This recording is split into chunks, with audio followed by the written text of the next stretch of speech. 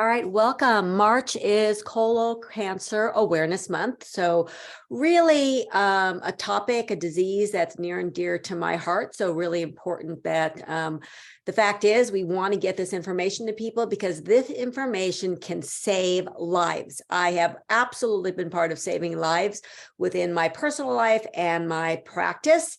And I want to assure you that it required no magic skills, just the ability to understand the risk and how we can actually prevent colorectal cancer. So we're going to delve into that first and foremost, and then we'll move into the fact that it's also National Nutrition Month and how these two awareness months collide in a really positive way. So first, need to talk to you about who I am.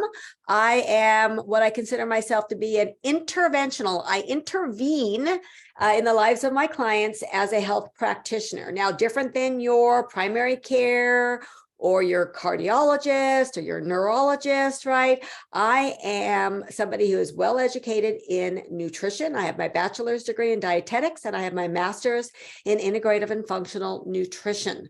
I am also a trained chef, so I am able to take the science and evidence of nutrition and help you put that on your plate, which changes your future. And I'm also a fitness professional. I've been a fitness professional my entire adult life, so I understand the value of exercise, but I also understand the where nutrition and exercise get in our way and perhaps prevent us from really using those tools as the opportunity to increase our longevity and decrease our disability.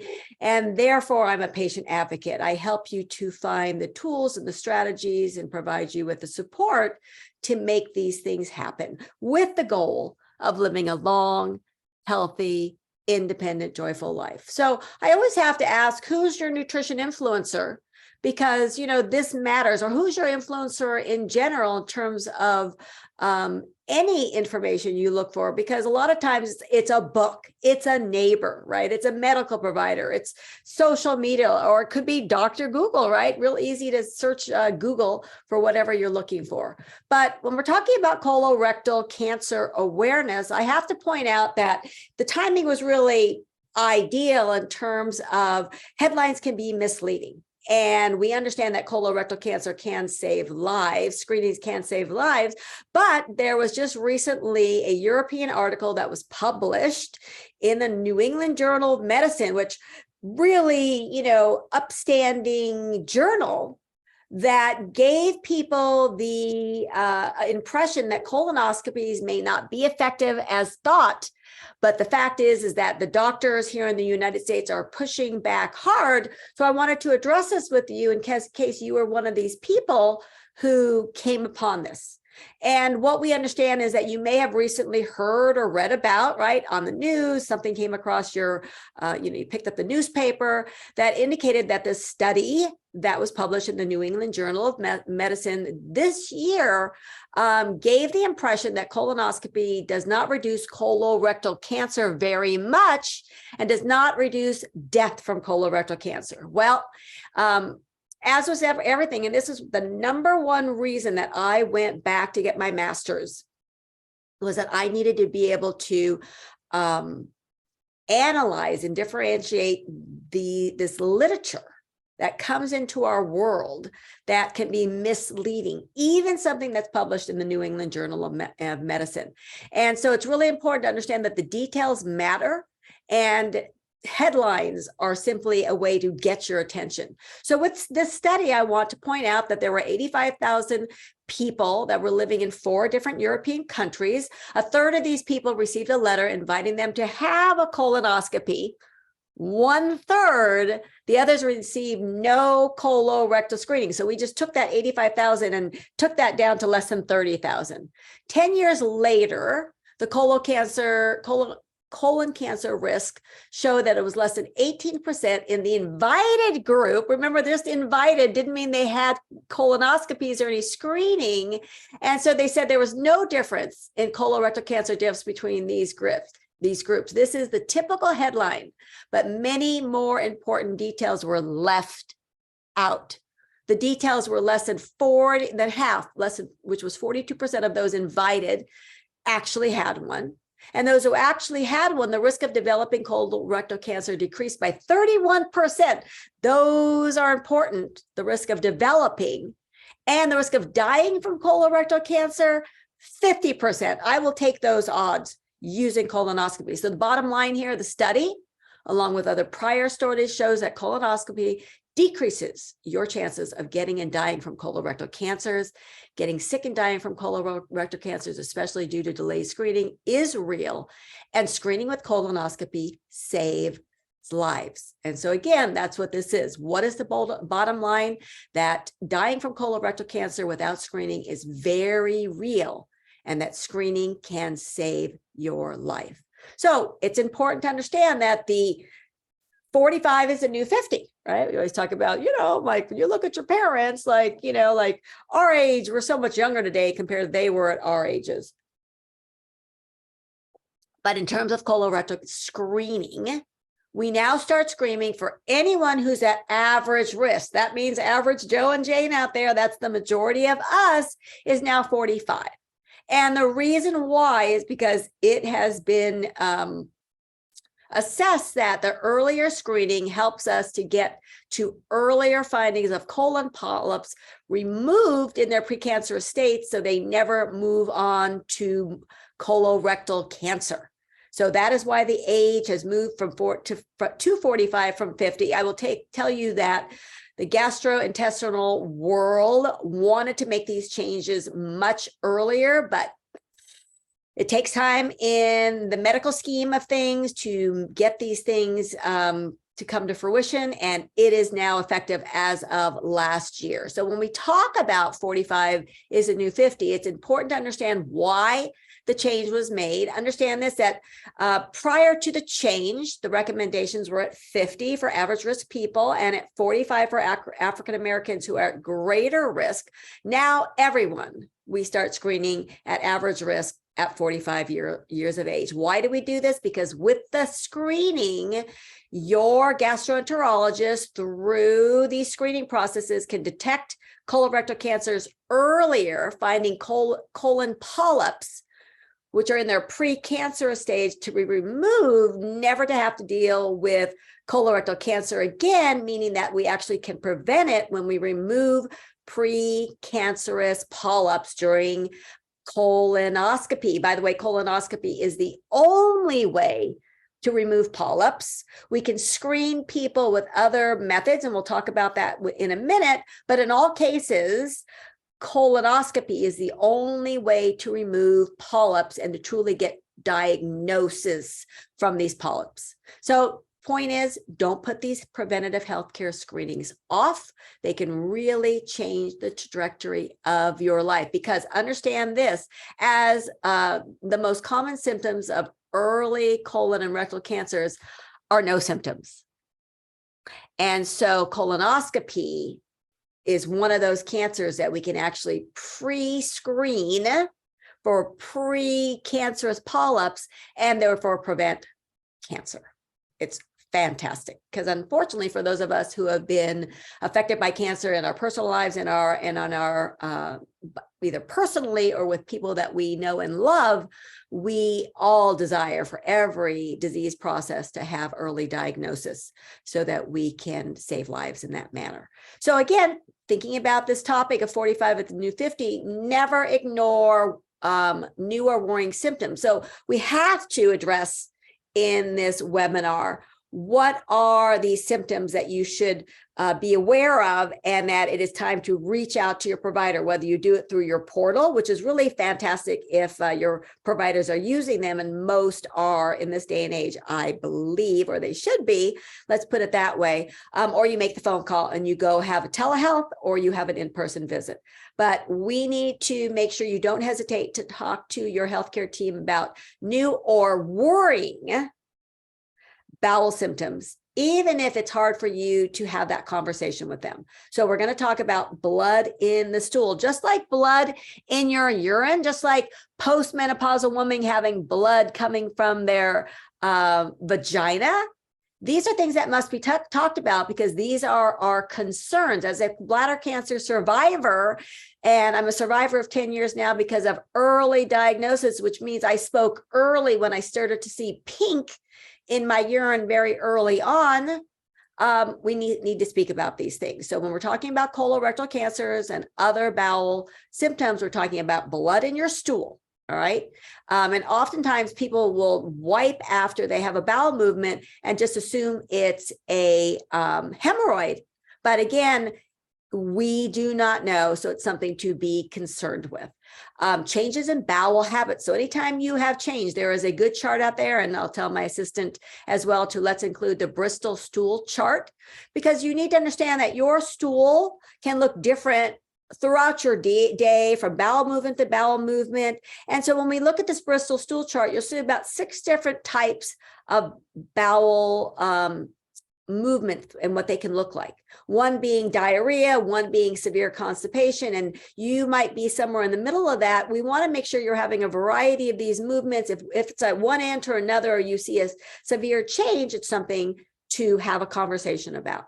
We want to talk about the change in shape or the size of the stool. So again, this Bristol stool chart will be very useful to you to assess that conversation and to have that conversation with your provider.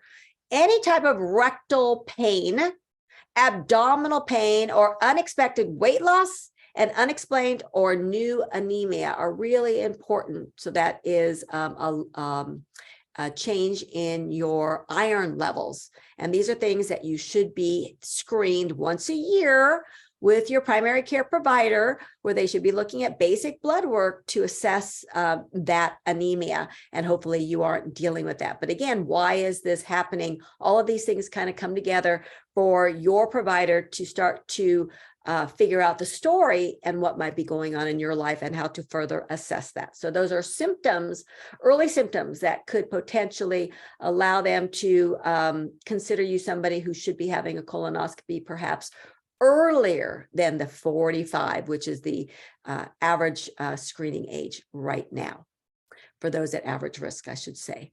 So again, this is another document that I think is really important that we're going to delve into in a little bit. Going to, again, talk about that, when do we get screened? Average risk individuals for colorectal cancer happens between the ages of 45 and 75. Now, I'm going to tell you that depending on whether or not there are any polyps found during that initial colonoscopy or any colonoscopies you have, that will dictate how often you will have screening colonoscopies, or we should say surveillance colonoscopies after that point.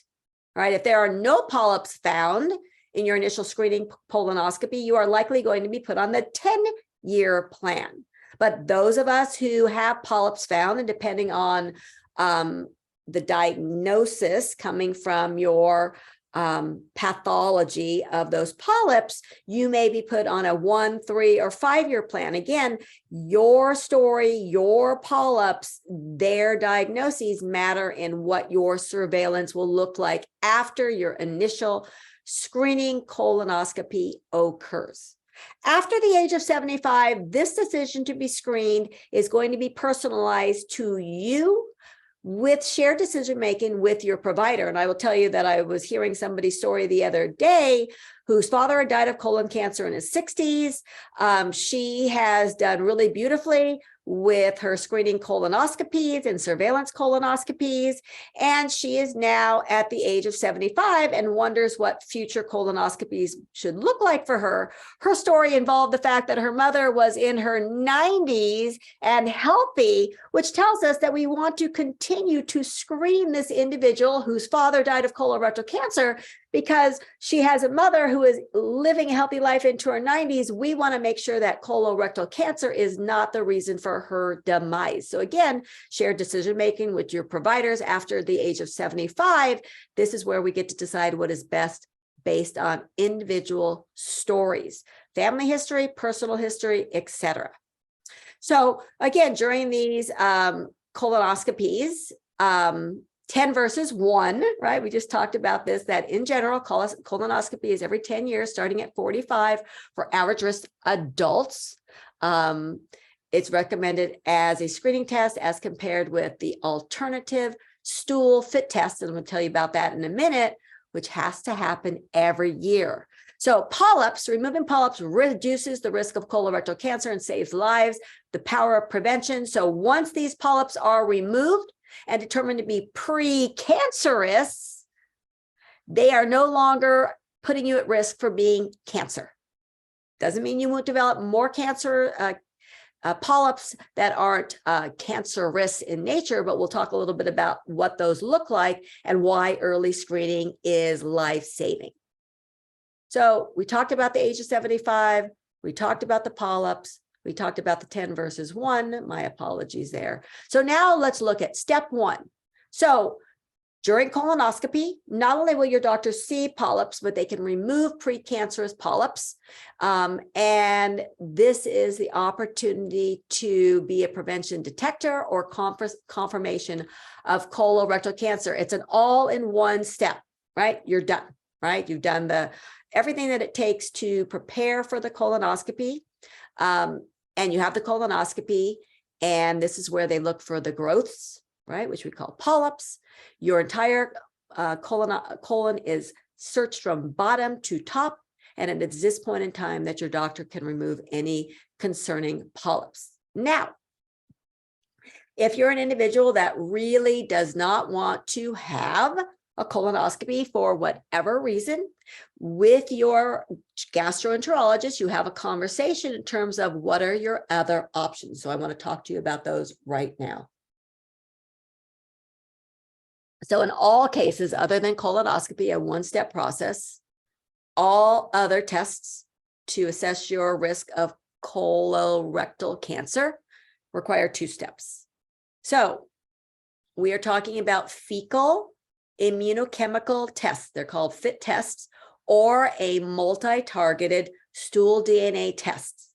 When you utilize these tests, that is the first step, right? They provide you with a card. You take a smear of stool, you put it in that card, it gets sent off. So all of these things need to happen. You actually have to have the test in your hand. You need to do the test. You need to send the test off. And now we get information regarding that test. You may choose to have a flexible sigmoid oscopy, which again requires you to cleanse your colon. So I'm not sure why somebody would choose that. And there are other imaging tests that you could choose to partake in. One is a CT, which does expose you to radiation, where they look at they do a CT colonography, I never pronounce it right, colonography, which then gives them a virtual look as a colonoscopy would, or they could actually allow you to swallow a capsule that has a camera in it that will allow them to assess the situation. But in all cases, you must have a second test if any of these tests come back positive. And the problem is that we often get false positives telling you that you are at risk for colorectal cancer.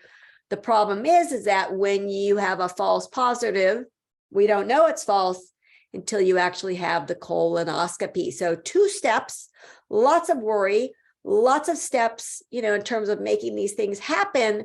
A colonoscopy is the gold standard. A colonoscopy is a one-step test, and we are going to continue with the American College of Gastroenterologists really encourage this gold standard test, which is colonoscopy, to help reduce your risk for colorectal cancer. All right, so this is really positive. Positive tests have to be confirmed or denied via colonoscopy. So you're going to end up having this outpatient procedure in many cases.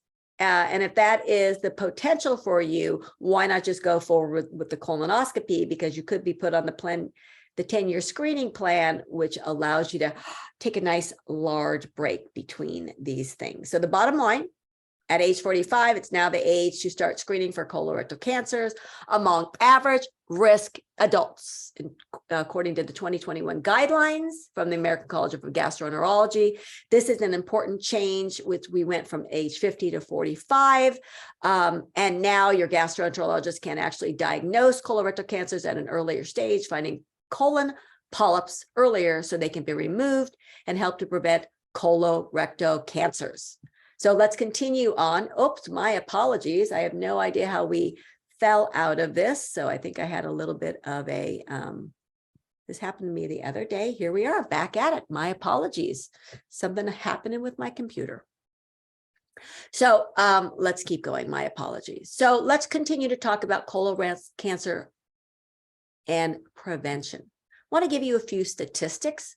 Want to talk about the fact that it is colorectal cancer is the number 3 most common cancer in both men and women, yet it is the most preventable type of cancer. Like those two facts within one statement, you would think having everybody 45 and above and anybody with a family member, a first generation family member or second generation family member with colorectal cancer jumping to be screened. But the fact is, it's not. So the bottom line, again, physicians from the American College of Gastroenterology want you to know that screening colonoscopy can find growths in the colon called polyps, so they can be removed before they turn into colorectal cancer. And understand this, colorectal cancer is the number 2 cause of cancer-related deaths. First cancer-related cause of death is lung cancer. This is number 2. This fact cannot be minimized. Colorectal screening saves lives. So I want to just give you a view of what these polyps look like to give you a better understanding. You can see a nice visual of your colon, and your colon, is viewed from top to bottom.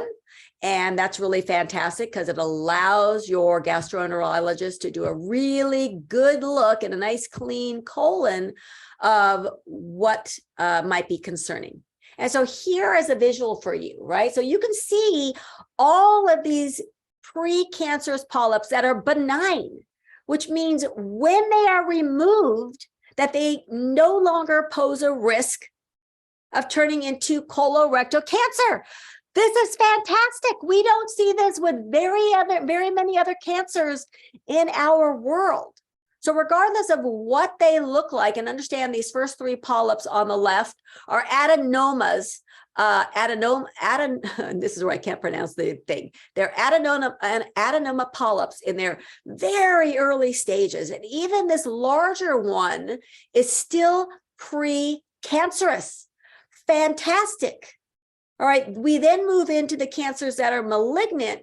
And this is when we have to be very concerned when they become adenoma carcinomas and then actually move in to the layers of the muscle and the tissue and potentially metastasize and really pose really big concerns in terms of longevity once these type of things happen. So again, what we know about colorectal cancer is these polyps, they grow very, very slowly. That's why we have this 10-year plan for people who show no polyp growths in their initial screening colonoscopy or beyond that, because they take so long to grow.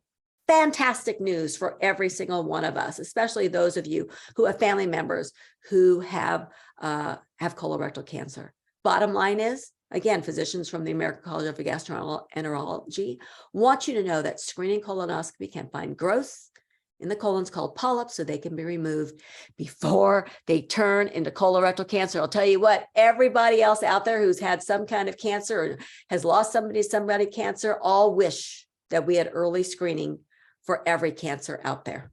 All right, we have it for colorectal cancer. So what are the symptoms? All right, we talked about early symptoms that we want you to speak about because they are cause for concern. But we'll reiterate again, the fact is right now that most early colon and rectal cancers have no symptoms. We also see this with so many other cancers, including the very deadly pancreatic cancer. That's why screening for colorectal cancer is so important. We actually have a way to screen people when they are most at risk, when they have family members, and then when they're at average risk. Sometimes people will see blood in the toilet or in their stool due to a cancer. People can get belly or abdominal pain or won't be able to go to the bathroom, aka constipation, from colorectal cancer. So the cancers might be limiting this space for the stools to actually come through the colon into the rectum, right? Sometimes people will have low blood counts, anemia. We talked about this, low iron levels from a cancer, which makes them tired, another symptom. Weight loss that is not for another reason can be from a cancer. And you should definitely see your doctor right away if you have any of these symptoms. Remember, we talked about the symptoms earlier that would send you to, your provider, perhaps previous to anything that might actually look like colorectal cancer symptoms, which is always very concerning. So what are risk factors for colorectal cancer? Age. All right. So the older you are, the higher your risk of colon and rectal cancers. All people with no risk factors other than age should be screened at age 45. Let me take a sip. A family history of colorectal cancer raises your red flag. So if you have a first-degree relative, who is that? Mom and dad, brother, sister, child, or multiple other relatives with colon or rectal cancers or polyps that are called advanced adenomas, you are at increased risk of colorectal cancer. These stories need to be told. And you may be recommended to get a colonoscopy at a younger age and have them done more frequently because of that risk. All right, you should always discuss your screening plan with your gastroenterologist. I'm not sure if somebody put their hand up. If they did, I would encourage them to put a little chat in the chat bar, and we will talk about, answer their question or allow them to speak after. You are also at risk if you have an IBD, not IBS, irritable bowel syndrome, which so many people are handed that diagnosis. I see that in my world as a dietitian on the regular basis. But if you actually have IBD, inflammatory bowel disease, also known as ulcerative colitis or Crohn's disease, this can increase your risk of colon and rectal cancers.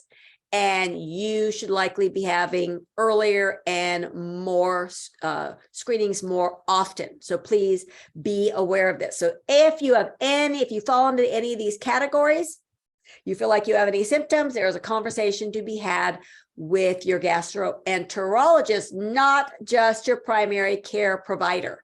All right, this is where we need to get to the specialist. Now I want to talk about 2 case studies. One, these are real case studies. 40-year-old male, father at 50, grandfather at some point in his 60s, died of colorectal cancer. All right. There is a first-degree relative along with multiple relatives. Okay. This person is at high risk and needs to be having the conversation early. As suggested, when we have a diagnosis with a first-degree relative, screening should absolutely happen 10 years prior to that diagnosis. But again, this is where you have shared decision-making with your providers in terms of what that might look like in your life. For this particular 40-year-old male, a large polyp was found that the surgeon suggested in 10 years would have killed him. So again, life-saving colonoscopy happening at the age of 40. And now he's on a very thought out surveillance plan with future colonoscopies, which will prevent him from likely ever having to deal with colorectal cancer in his life. That's a really fantastic case study. Now, case study 2, 52-year-old male, father at 50, grandfather at 60, in the 60s, died of colorectal cancer. You might have figured out that this is the one of 3 siblings to this 40-year-old who was very proactive. This individual refuses both colonoscopy and stool-based testing. Now, this is an area where I struggle with in my personal life and that I struggle with in my professional life as a dietitian, because I see people all the time wanting to put their head in the sand and ignore that which is really relevant in their lives, especially when we're talking about colorectal cancer. Notice I'm getting a little bit worked up because it is preventable. Again, nothing we can do for case study 2, right? Individual, because they refuse to do this preventative care screenings. But we are grateful that, individual 1 made the decision to prevent this from being part of his life experience. So what can you do to reduce risk factors of colorectal cancer in your house and your life once you now understand that at 45 you should be starting your colonoscopy screenings, and earlier potentially in having these conversations if you have any risk factors, which we just pointed out. And this we understand that's important for you is that you understand that the things that you can do personally in your daily life is understand the value of exercise, eating healthy, quitting smoking, drinking in moderation, and losing weight. So let's delve into that because now we're getting into my world here. And I really want to discuss the concept of exercise in your life because the fact is that every major health organization, including Mama G, encourages individuals to get 150 minutes of exercise per week to maintain a healthy lifestyle. You can do this in little short segments throughout your day, throughout your week, whatever that looks like. But the fact is, we understand that adding physical activity to your life, even a basic walking program, can change the trajectory of your life, increase years of longevity and decrease years of disability. And there it sits for you, right? At least 150 minutes of moderate intensity a week. The majority of you, it's simply walking. If you want to work harder, you don't have to do as much. For people who can work harder, we tend to do more because we can. And then when we look to, the fact that we should move more and sit less, anything you do is going to be more positive than sitting. So we really want to offset the serious health risks of being sedentary. So step 1, if you aren't into a regular exercise program, start walking immediately. No matter where you live in this world, you can walk. All right.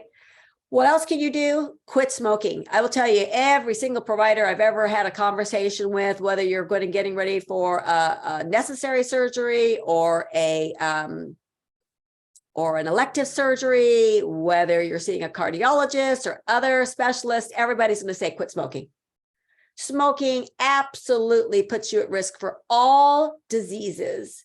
And there are plenty of opportunities today in 23 to quit smoking. There are smoking sensational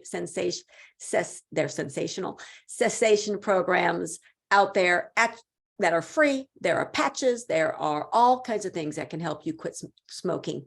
Nobody should be smoking. And by the way, I will add in there that we are now seeing that vaping looks to likely be just as harmful. We're not going to see the population studies for some time. And whether you're vaping marijuana or nicotine, the risk is great for you to cause serious harm to your body. So you really should quit smoking of anything that is inhaled into the lung by any capacity. All right. We also want to mention, the concept, I totally messed that up for you, of drinking in moderation. I wanted to bring up here, and I've got 2 extra arrows in there. My apologies here, but I'm focusing on the drinking in moderation. I will tell you that alcohol is considered a level 2A carcinogen.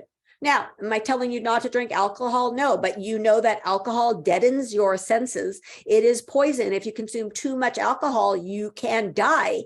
So we have to assess, acknowledge, hold the fact that alcohol used excessively is going to cause harm. But if you can be moderate, right, enjoying a little alcohol as a treat or a splurge, perhaps at special events and such, that is the way that I'm going to encourage you and all of my clients to incorporate alcohol in their lives if they have any desire to do so.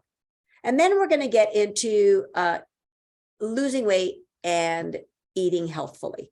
And that's my jam for you. So, I will tell you this, and this is a fact of life in my profession. It's easier to change a man's religion than it is to change his diet.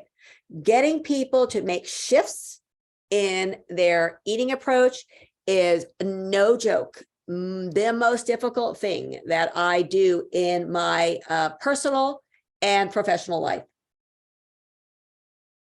But it is by far one of the most important things that I can be part of, and I will continue to move towards that. And I'll just want to remind you again who I am. A well-educated nutrition professional, a chef, which helps with the science and evidence of nutrition on your plate, and I am a patient advocate. So I am here to help support you through the process.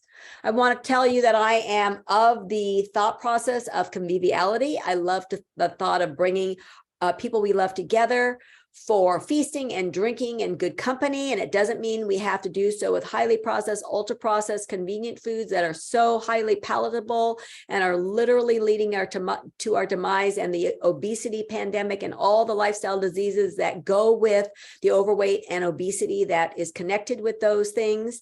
But bringing the family back around the kitchen table to beautiful, wholesome food that everybody enjoys, putting the devices away and having beautiful conversations as well. And this happens by getting into a healthy eating pattern. So I'm just going to mention to you that I work with people in a lot of different ways. On May 1st, I start my next Cooking Your Way to Health Jumpstart program. It is a 12-week packed full of information program that helps people jumpstart their healthy eating pattern in their life. It starts May 1st. If you're interested in that, I also have a little taste of Mama G in our recipe club, where you get to enjoy all of our recipes and a little motivation from Mama G as well. So that's another way to start working with me. If the thought of, working with me in a 12-week virtual group program scares the, bejesus out of you. And if nothing more, you may want to go to our website at mamajslifestyle.com and just join to receive our weekly complimentary newsletter, where you get all kinds of freebies from me, including these webinars and recipes and such. And that's the easy way to just start moving towards that healthy eating pattern.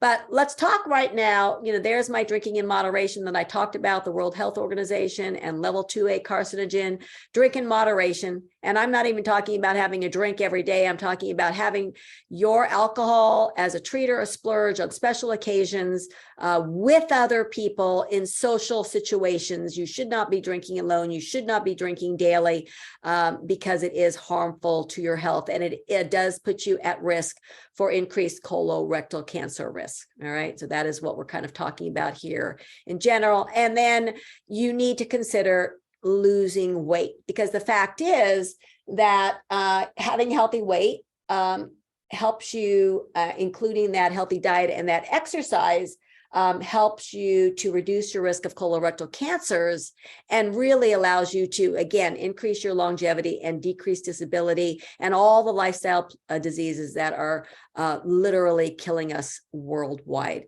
And so we have to talk about the fact of losing weight. You've got to understand that you've got to get into the weight loss paradigm, which means you've got to input less calories than your output. And output includes, this gifted metabolic rate that you have, can't do much about it. We add things in like deliberate exercise, which is the yellow box, which can help shift things a little bit. So by the way, you're never going to outtrain your bad diet. We talk about the activities of daily living, moving more and sitting less. We talk about thermodynamic heat. This is heat that you generate throughout your day. So again, moving more helps you produce more heat throughout your day as well. And the thermic effect of food.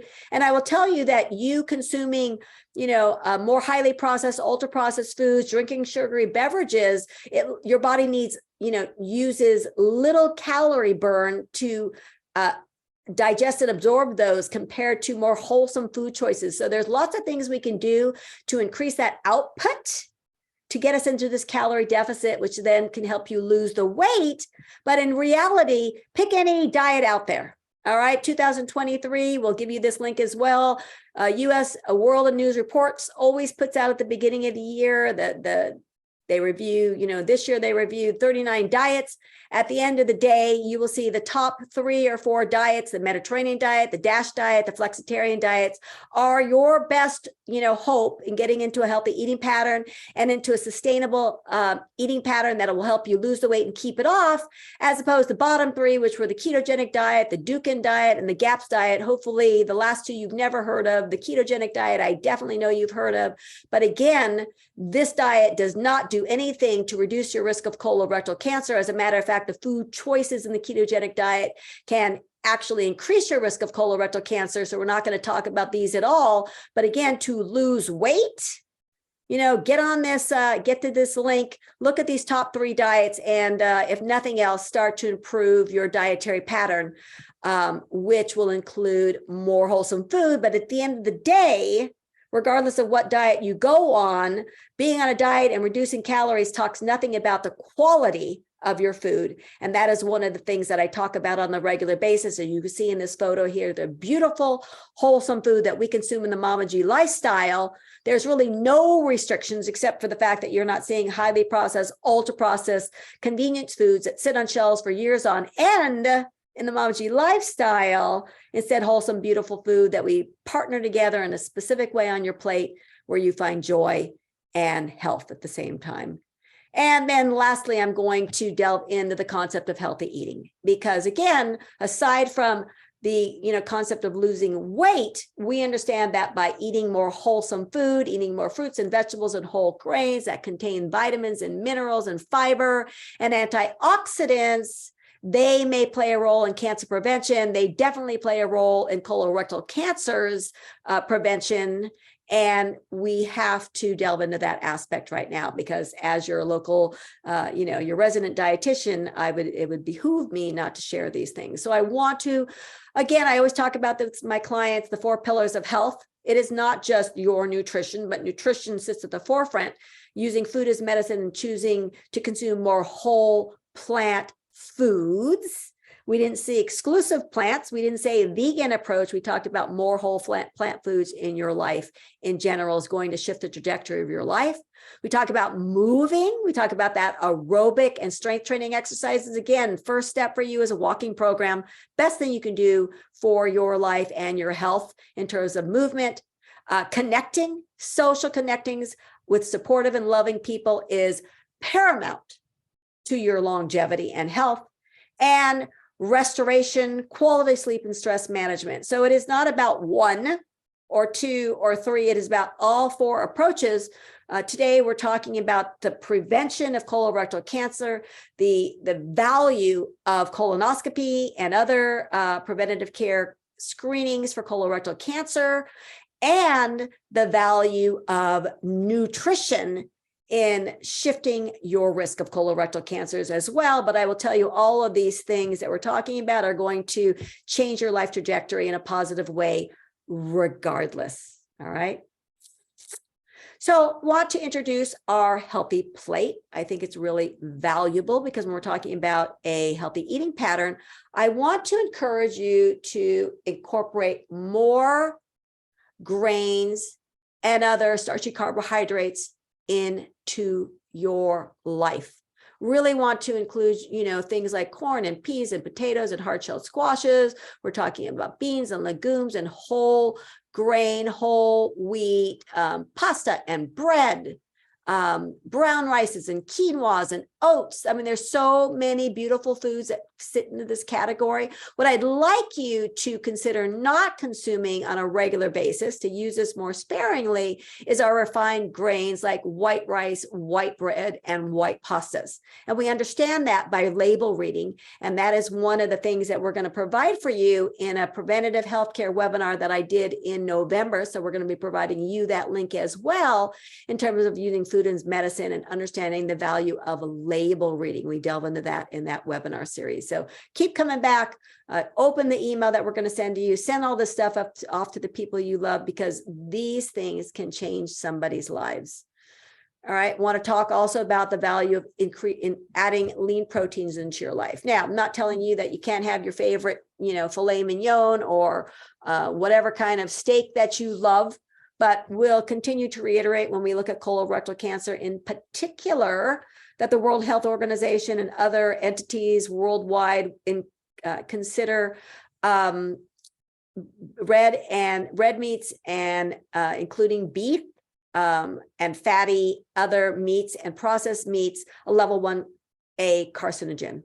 We know in the colorectal world that consumption of these foods in large amounts and in their more high-fat versions of these things, and by the way, they're usually partnered with not so other wholesome foods together, really increase risk of colorectal cancer as well as other cancers. So we're just going to, really indicate it's valuable to incorporate more lean proteins. Doesn't mean you can't have that favorite steak, as I mentioned, but again, partnering that in a more wholesome, healthy plate approach is really the game changer there, in making that portion smaller.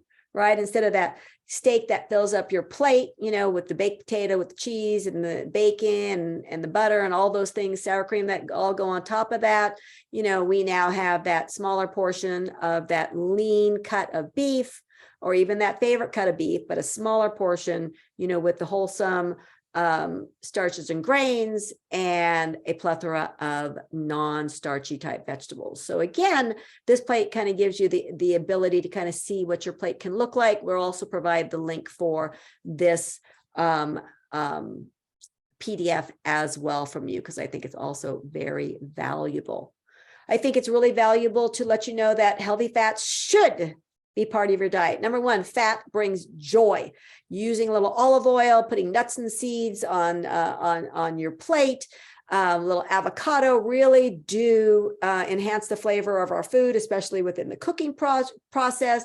Fat helps us to absorb certain nutrients. Fat also helps us to feel full. But utilizing these things in a small amount, as you can see in the middle of the plate, you can see the small little circle, and as an accoutrement to the rest of our plate, it's really valuable, and again adds a lot of joy to our lives as well. We can also look at non-starchy vegetables. We really do want to fill our plates with this, and we really think about having, a nice big portion of these non-starchy vegetables. Again, whether they're roasted or sauteed or steamed or raw, utilizing some healthy fats, dressings, in the cooking process, serving process, really do change the flavor profile of these foods, and they should allow you to find immense joy in your life. Most people worldwide, not just Americans, are under consuming these foods, and we really do want to get people to consume more of them on a regular basis. I also want to reiterate the value of water-based beverages. I always say to my clients, where's your water-based beverage? And I'm going to take a sip right now. This is plain old water. It could be tea or coffee, seltzers. We really do want to avoid sugar-based beverages, and I encourage my clients to avoid artificial sweeteners as well. They spark your sweet tooth. We start to see evidence now that they may harm the healthy microbes within your gut, and we really want to do everything we can to promote a healthy microbiome, and one of them is to make sure we're eating beautiful, real wholesome food, because by the way, we actually are seeing a connection with an unhealthy microbiome and increases in colorectal cancers as well. So really important to understand the value of the food choices you're making. So if you can just on the regular include a glass, cup, mug, jar, whatever you want to call it, of some water-based beverage at breakfast, at lunch, at dinner, and with every snack, not only will it fill you up so you won't be looking for more food, but it will also keep you hydrated. And at the end of the day, you're going to end up being a healthier human because of it. I also want to point out for you that I encourage people to get one serving most days from things like berries, from leafy greens, from legumes, which are chickpeas and lentils and all of the beans and peas, dried peas and such beautiful food groups, and digestives. And digestives, just so you know, are things that have live active cultures. We see this in certain yogurts. Look at Greek yogurt, start reading labels. We see this in kefir, or however you want to, which is liquid yogurt. We see this in kombucha. kombucha. We see this in some fermented vegetables. We see this in some vegetable vinegars as well. So again, thinking about incorporating these type of what I would consider more superfoods into your day, your week, your month, your year, to add more variety, to add more nutrition, and to add more joy into your life as well. And then finally, within this place, understanding that I want to encourage you to include more protein-rich calcium in your life, and we can do that through breakfast and snacks. So not only are we talking about dairy, and when we talk about dairy, we're talking about non-fat, low-fat milk, yogurt, talking about incorporating some cheese, in a smaller amounts. An ounce of cheese a day is going to give you some calcium and protein, and perhaps add joy to your life. If you're a cheese person, I am not, so I'm always going to go for my fats in another way and choose my protein-rich calcium servings in a different way as well. But whatever floats your boat. We also can look at soy beverages. We can look at pea protein type of beverages like Bolthouse and Ripple. Notice I'm not talking about any of the nut milks or the grain milks, because what they don't include is protein, although they're rich in calcium because they're fortified like our dairy products and our soy beverages and our protein beverages. Are cashews and almond and oat milk and rice milks. They have literally no protein, and they are a waste for the majority of my clients, because most of my clients are on a calorie budget and we just don't have calories to spare. So we try to knock these things off with beautiful food choices that will give them not only calcium, but protein as well. And we incorporate those at breakfast and snacks, usually partnered with some fruit for breakfast, with some wholesome starch or grain, perhaps some nuts, and then for our snacks, a little fruit and perhaps some nuts, depending on the fat content if included in our protein-rich calcium serving at snacks. So this is our healthy plate, Mama G style. We're going to provide that for you, and I'm hoping that you're going to enjoy using that. And I think printing it out, putting it in a screen protector on your kitchen counter will help to drive your choices in the future. I think it's really relevant to just mention to you that I would like you to, understand the reality of the aging process, right? We start off not being able to walk, moving into that crawling, and then toddling, which is where my almost 1-year-old grandson is. But unfortunately for so many of us, because of our lifestyle choices, especially our food and our movement choices, we end up, unable to care for ourselves. And I really would like the aging process to look like this. I want to keep you upright and moving. And I would like you to have goals like this, to be active seniors, being able to participate with all the people you love in your life for the whole lifespan, and understanding the value of a healthy eating pattern. And that a healthy eating pattern can absolutely include treats and splurges, but they are just that. They are treats and splurges on occasion, for special occasions, not things that you are doing on a daily basis.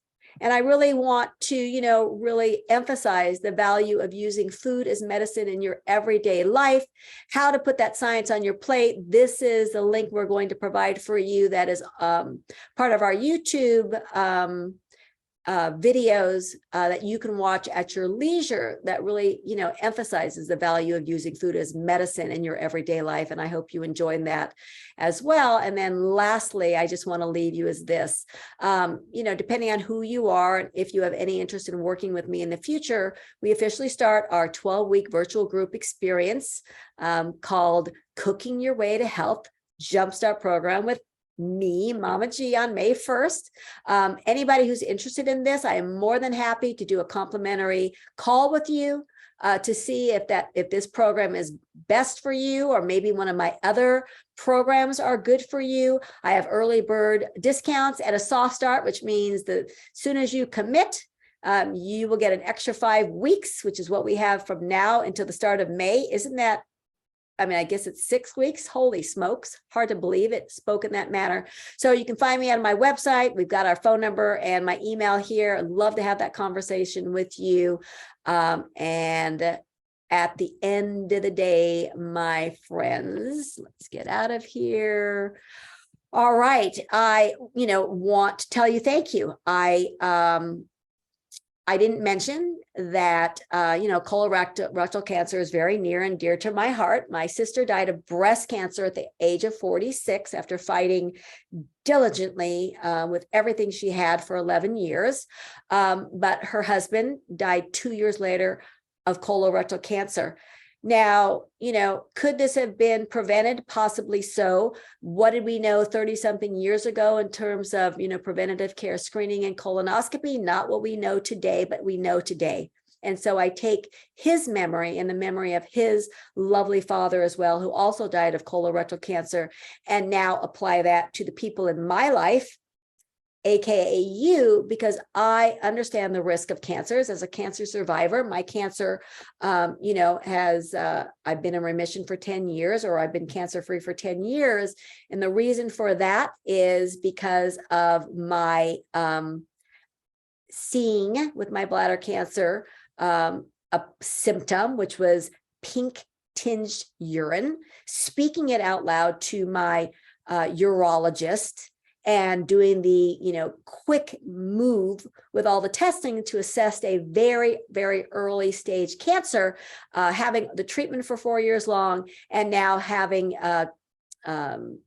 scans every 2 years to make sure that I remain cancer free. So it always surprises me in life, how people are able to ignore, right, health concerns, especially when we look to the different disease processes out there, the fact that we're in an obesity pandemic, and that obesity pandemic are adding to our demise from lifestyle disease, like heart disease, the #1 killer of human beings worldwide, colorectal cancer is the #2 cancer killer, in the United States, even with preventative care screening, because so many people don't take advantage of it.